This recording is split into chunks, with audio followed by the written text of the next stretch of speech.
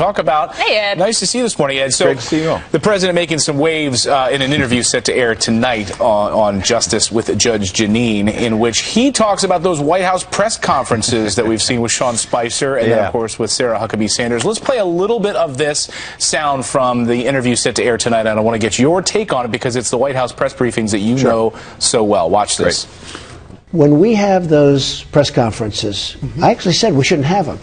Because Sarah Huckabee, it's been 100 years we've been doing no, that. but listen, but there's never been action like this. This is crazy. I mean, but would you we're getting higher ratings. They're getting higher ratings on those press conferences. Would you seriously consider stopping these press sessions? No, we do it in a different way. How? We do it through a piece of paper with a perfectly accurate, beautiful answer. I'll give you an example.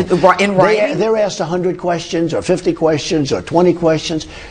If they get 1 out of 50, just a little bit off, 5%, 10%, 20%, it's the next day it's a front page story in every newspaper. Right. Now, so press conferences weren't even covered for Obama practically. They were on C-SPAN and C-SPAN 2, and there was nothing going on. But will you put an end to them? Just a minute.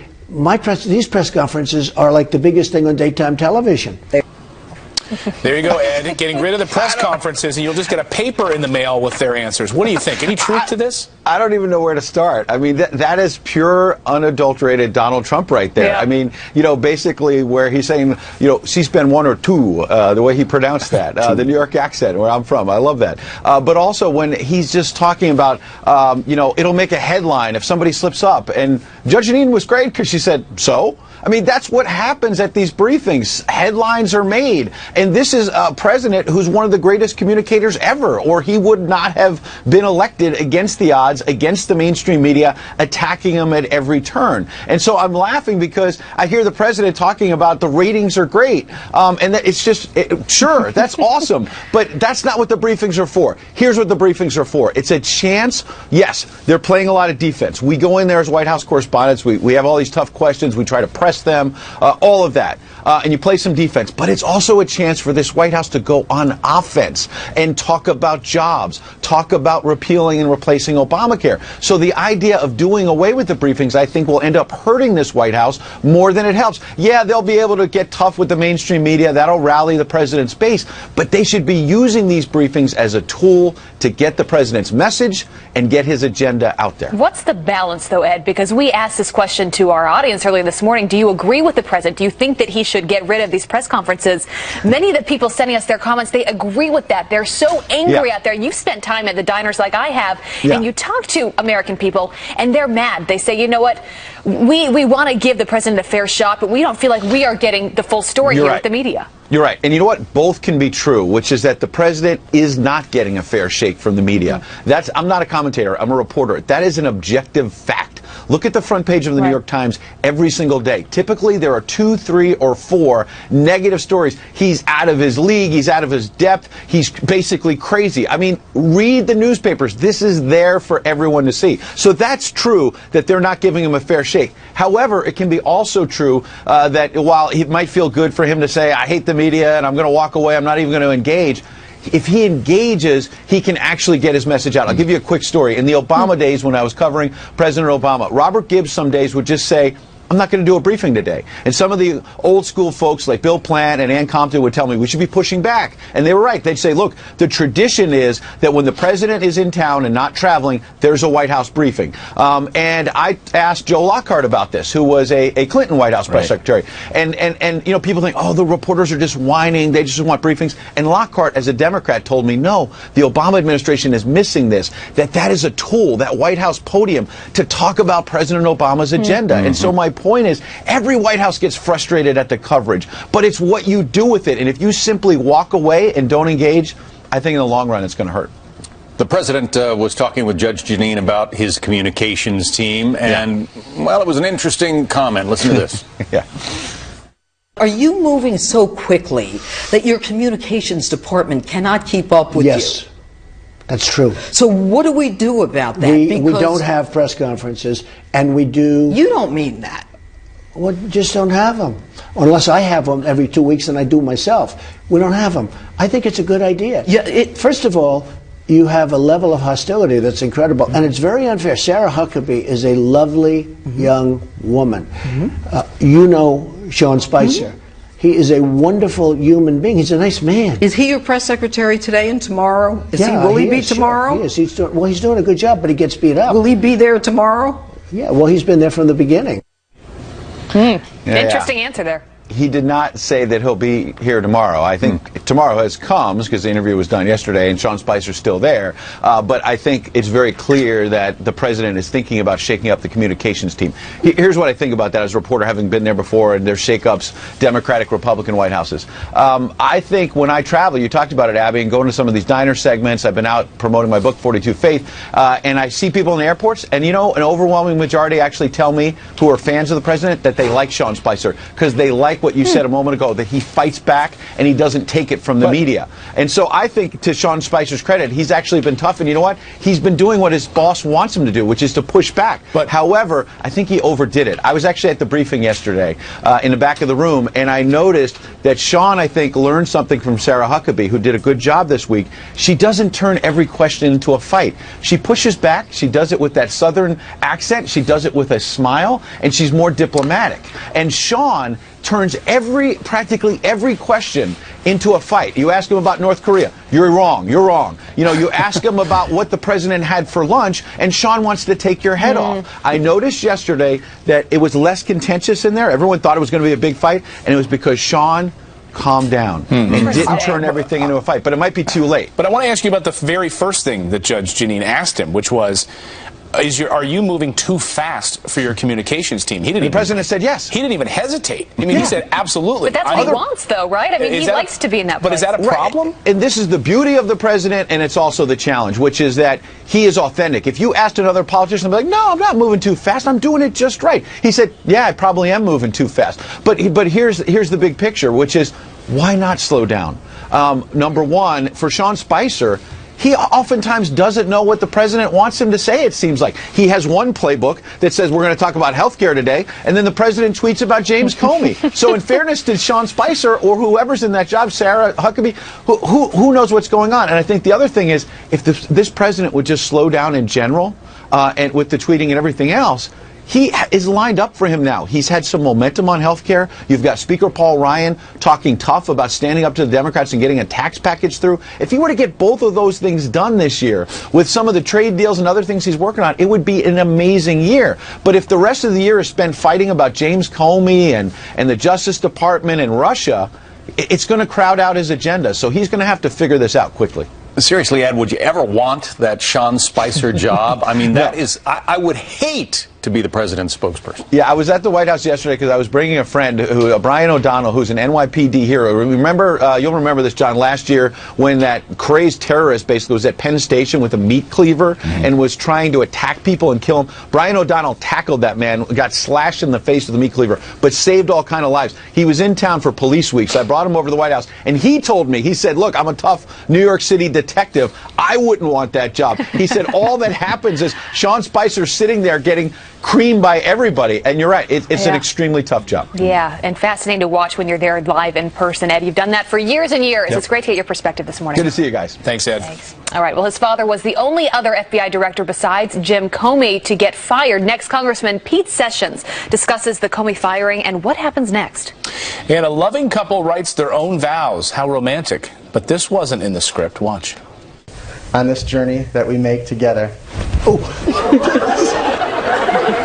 Just smacked her in the head. Honey, honey, I swear, there was a bee. There was a bee there, I swear.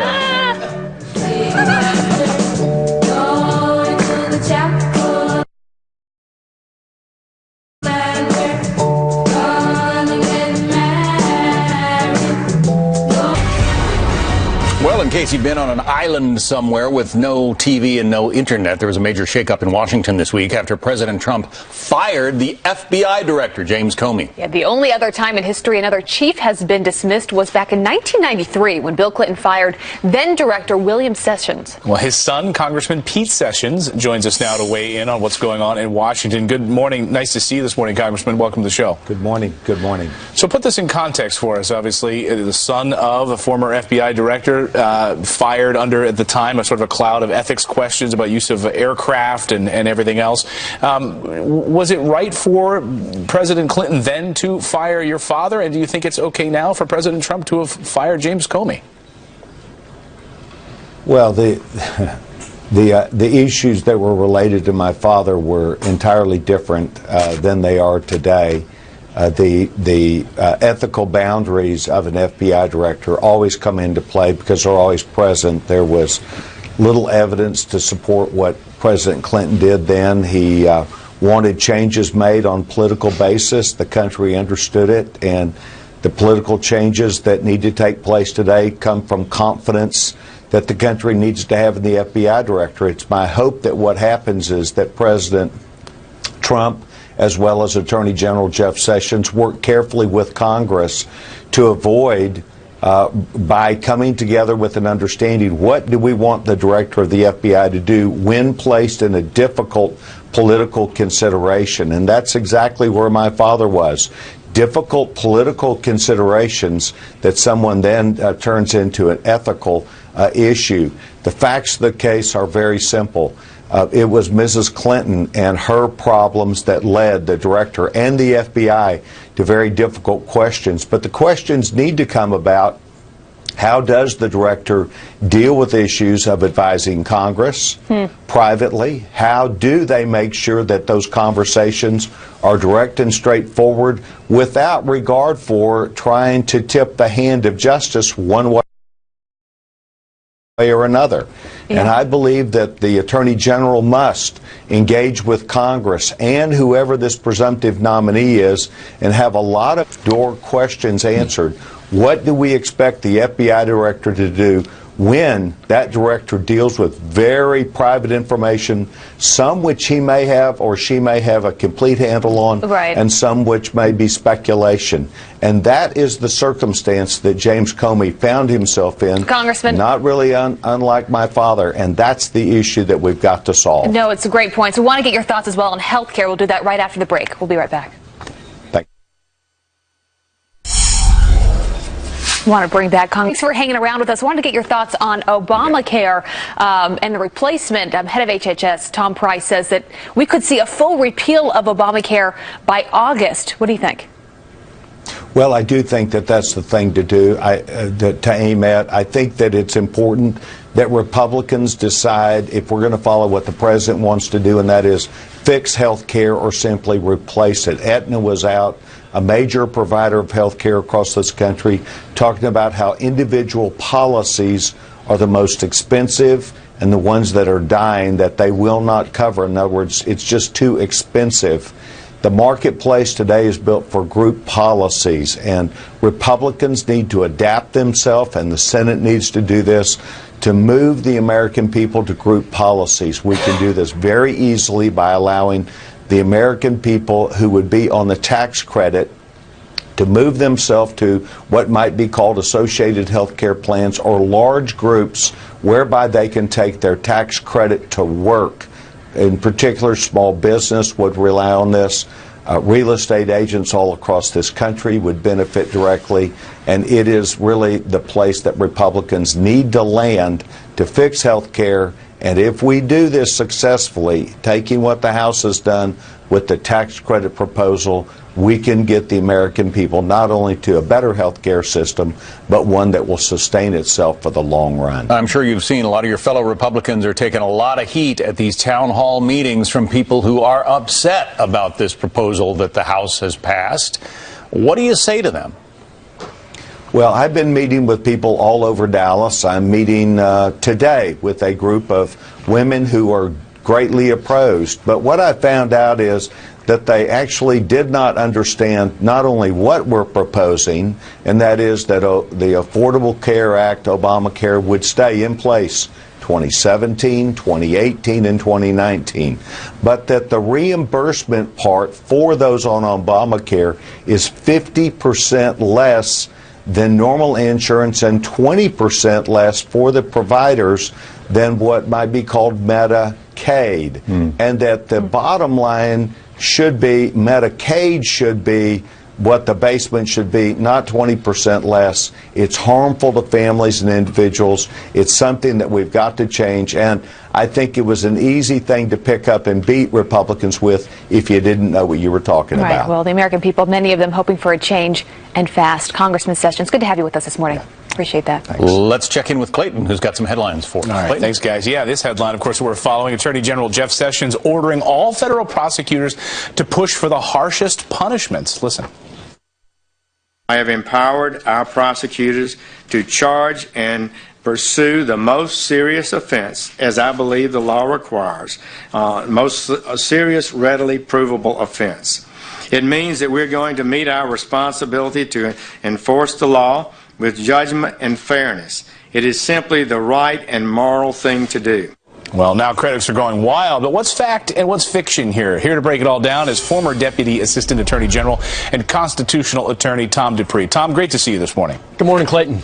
So there's a lot of different claims being thrown around out there. Let's kind of cut through some of these. Michael Collins, the director of the Drug Policy Alliance, writing this. He said, this is a disastrous move that will increase the prison population, exacerbate racial disparities in the criminal justice system, and do nothing to reduce drug use or increase public safety. What's the truth there? Well, I think that's a bit of an overstatement. For one thing, this is not some dramatic new policy that the country has never seen before. This is actually a return to the policy that was in place under President Bush. What Attorney General Sessions has done is essentially reverse several orders that Eric Holder issued during the Obama administration and return DOJ charging and sentencing policy to the way it was in the years preceding that. So you see, we may see an increase in prison population, but do you disagree on the racial disparity point? On the racial disparity point, I think the issue here is that, look, number one, I don't think that there are going to be any sort of dramatic or, frankly, any racial disparities. And if there were, the solution is not to tie the hands of prosecutors who are out in the field. The solution is to go to Congress and to change the law to eliminate any racial disparity. So I think the Attorney General's approach here is sound. And look, I understand that there is very fair criticism that some of our drug laws need to be updated. They need to be modified. Mandatory minimums need to be looked at. But again, the solution is not to tie the hands of prosecutors. It's for Congress to step in and amend the law to eliminate any problems or unfairness in the system. You mentioned former Attorney General Eric Holder. He called this policy dumb. Here's what he had to say about it. The policy announced today is not tough on crime. It's dumb on crime. It's an ideologically motivated cookie-cutter approach that has only been proven to generate unfairly long sentences that are often applied indiscriminately. So long sentences and applied indiscriminately. What do you say? Well, I'm not sure he's read the memo, because what the memo says is it says this is going to be DOJ's general policy, but in individual cases, when circumstances warrant and the prosecutor and the supervisors in that office think that you should go with a lighter touch, seek a less serious offense, seek a lesser sentence, that's the appropriate course to take. So in fact, it's not cookie cutter, but Attorney General Sessions has said this is our general policy, but we have to be prepared to make exceptions in the appropriate case. All right, Cedric Richmond, also from the Congressional Black Caucus, had this to say about the move. Yesterday's action doubles down on a policy that we know was ineffective and discriminatory in the name of helping communities. This policy destroyed many of them, including the families that live there. What's the truth here? Is he right? Well, no, I don't think he is. And I think the issue is that if you are removing violent offenders, drug traffickers, and other criminals from these communities, I'm at a loss to see how that makes the communities more dangerous. In fact, it makes them safer. I think what the policy here is to say, look, let's identify large-scale drug traffickers, serious offenders, violent criminals who are disrupting these communities and get these people off the streets. I don't see that as being discriminatory in any sense. Tom Dupree, we appreciate you joining us this morning. Thanks for your analysis. Thank you. Thanks, Tom. All right, coming up here on the show, an FBI agent married to this terrorist? How does that happen? And could Hillary Clinton 2020 be a reality? Clinton insider Ed Klein is up next with that story. At the Joint Base Andrews in Maryland, where the president is about to leave to speak a commencement speech at Liberty University in Lynchburg, Virginia at about 10:30 this morning. The presidential motorcade just pulling up to the steps of Air Force One. We should soon see President Trump emerge. He will board the big 747 and head down to Lynchburg for that commencement address. And there on the right side of your screen, the graduates waiting. And, of course, we'll keep this live here on Fox News Channel at 10:30 when the president begins to speak. And we were asking you earlier this morning, do you think that the president would get political? We've heard some other political speeches, Elizabeth Warren and others. Will the president's remarks have any hint of politics to them? Yeah, well, it comes at a very interesting time. There he is, President Trump, walking up the stairs to Air Force One, headed to Lynchburg, Virginia for that speech. But it comes, of course, you know, just a couple days after the firing of the FBI Director James Comey. So it'll be very interesting to see if things get political in any way today. Liberty University, very pivotal in his election campaign, if you recall, the speech that he made there. Yeah, back in what, April of 2016? Yeah, it was here's what the president, we were talking about James Comey, of course, and here's what the president said about James Comey and firing him. Take a listen. Well, there's no right time. Let's say I did it on January 20th, the opening, right? Then that would have been the big story as opposed to the inauguration. And I was thinking about it then. I was thinking about it during this period of time. There's really no right time to do it. But, I mean, I'm okay with it. As you know, I have the decision to make, and I have to make the decision. He agrees that I have the absolute right to do it. Everybody agrees. Well, there you go. We want to bring in now journalist and author of Guilty as Sin, Ed Klein, who always has the inside story and the inside of this firing. So what's the real story here, Ed? What do you make of this? Well, Comey was, as you know, in L.A. when this happened. He got on his airplane after he was told he was fired. He was absolutely barking mad, I'm told. Yelled and screamed, tried to get to the White House, phoned the White House several times to speak to the president, to find out why he was fired. And no one in the White House would take his calls. Really? What do you make of the timing, Ed? Because a lot of people have questioned that. Not necessarily the fact that he was fired. Many people agree with that decision. Right. But just the way it was handled and the timing of when he did it. What do you make of that? Well, you know, I think that knowing Donald Trump, as we all do, Comey was, in fact, I think, upstaging the president in many ways. He called him a showboater, right? But I mean, if there's ever a showboater, there's Donald Trump. And I think he just felt that again and again and again at these press conferences, Comey and the president's Sean Spicer and other people were asked about this Russian connection, so alleged connection. I think the president just was furious and just fed up, and that's why he did it. So what does Comey do now? Well, according to my sources, who are very close to Comey, he intends eventually, after he's straightened this out with his attorneys, to do some op-ed pieces, give some interviews, and eventually write a book about this. So he's not going to be cowed by the president saying he's got these secret tapes. Comey doesn't even believe that there's any incriminating evidence in these tapes. So why are we hearing from Comey? Is it because of the lawyers right now? Yeah, the lawyers have told him to shut up, wait, turn over all his papers to McCabe, his former deputy, who now is the acting attorney general. He's not thrilled, by the way, that the president has asked McCabe, I think his name is Kenneth McCabe, am I mistaken? Andrew McCabe, thank you. Because McCabe's wife, as you may recall, has a connection to the Hillary Clinton friend, the governor of Virginia, Terry McAuliffe, who gave hundreds of thousands of dollars in his PAC to McCabe's wife when she ran for the state senate in Virginia. Also, Comey, I'm told, believes that McCabe may have been the source of some leaks about the Clinton emails. And that doesn't make him very happy. So this is certainly not the last we're going to hear from James Not at all. Comey. You can be sure there's more to come, and Comey is not going to just sit down and take it. Well, speaking of more to come, what happens to Hillary Clinton from here? Well, you know, Hillary Clinton just began a super PAC called Onward Together. I think we all know about that. I think it should be called Hangers On Together.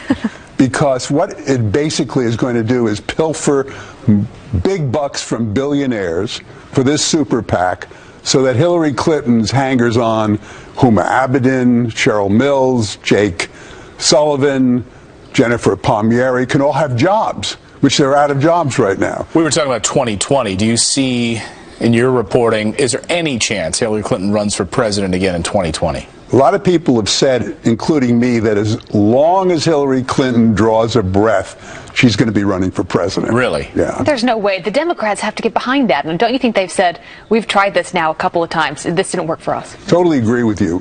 You know, right now, Bernie Sanders and Tom Perez, the new Democratic National Committee chair, are going from state to state to state in the United States, all 50 states, trying to set up state committees that will be in the Bernie Sanders part of the party, the far left-wing part of the party, and that is not Hillary Clinton's part of the party. He's not even actually a member of the Democratic Party, right? I mean, No. that's the interesting thing, is that the party has pinned its hopes on a democratic socialist, who's not even a member of the party. That's true. And then, of course, you got Perez, who says that anybody who has anything other than the straight line on abortion shouldn't be in the Democratic Party. We're looking on the left side of your screen here, the president boarding Air Force One, taking off shortly to Liberty University, where he'll speak at 10:30. This will be the first